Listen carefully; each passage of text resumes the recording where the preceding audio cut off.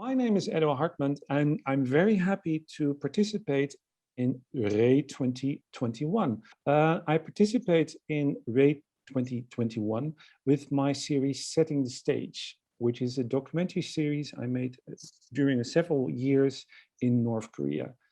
And the main topic of this series, body of work, was architecture in Pyongyang and how people would move through the city, the utopian city of North Korea, Pyongyang.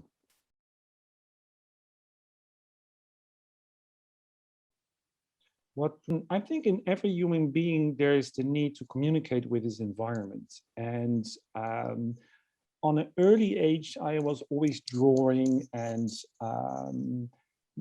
arranging my room. And it seemed to be that kind of the visuals around me, the visuals in my life is something I want to change. And later when I was a bit older and find out that I was really into creating visuals with any means, with drawing and in the end with film and photography. And it was never a question for me what the reason specifically was. Sometimes I think if you're gonna ask a writer why he writes or why this person writes, it's something a need you feel. And I really started pretty early on with photography because I felt very comfortable because I could do multiple things. I could build stuff my own by myself and take pictures of it. I could invite other people to help me out. So it was a mean to communicate in my personal life and also meet other people and say, you know what, I made some stuff. You want to look at it? I think that was and still is actually. For my own personal series, I'm always interested in something that's not really known, an unknown story or a part of a story that's not known, and I want to dive into it to share with other people, so that you enclose maybe that you open up maybe a subject that's pretty hard for people, or there's a certain kind of issue going on, and while working on it in a visual way, so with visual language, that I can open up these subjects for more people. I think any ideology that's turns into a kind of fanatical thing.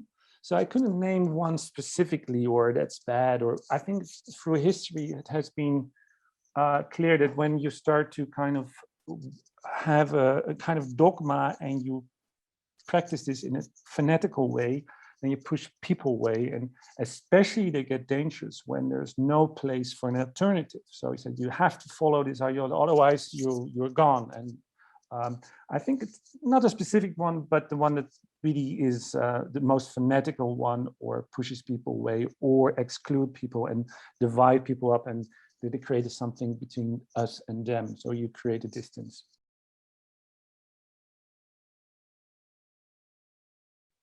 Lately, I'm a bit concerned by the possibilities of the creating of deep fake material. Almost all our information online and videos and photography until recently has been quite trusted, especially video, when you see somebody doing a speech. And I saw some examples from deep fake, so you can make some important people say very weird stuff. And I'm a bit concerned. So my hope that's one of the pieces I'm concerned by. So my hope is for the future that we can still maintain a certain kind of, we can still are able to distinguish what is right from wrong, that we still can follow our kind of personal morale in this world, because there's so many hoaxes online or in any other media, alternative facts and all those kind of things. So my hope for the future, me as somebody who's working as a documentary maker, that we are in the future still able to follow our own moral compass and find our own way without being faked or debunked or all kinds of things. That we still maintain a bit of balance within this avalanche of news.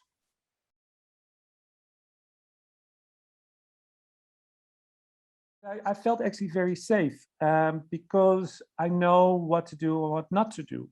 And actually, this world is pretty small. If you enter the country, then you meet and you speak a lot of people, and this is much. So you meet the guides that were with people that were kept or imprisoned, and without any exception, it was very clear that they did stuff there that was dangerous. When you enter the country, you know there's one thing sacred you shouldn't touch or say anything about it. That is the portrait of the leaders. They're kind of so holy. Even when you're there, you get a briefing. If you take pictures, you're not allowed to cut them in any kind of way. So you always, or you have a statue, and they're everywhere. So if you have a statue, you always have to frame them perfectly. They will really check it. And when you enter the country, it's set beforehand. It's very clear what the rules are.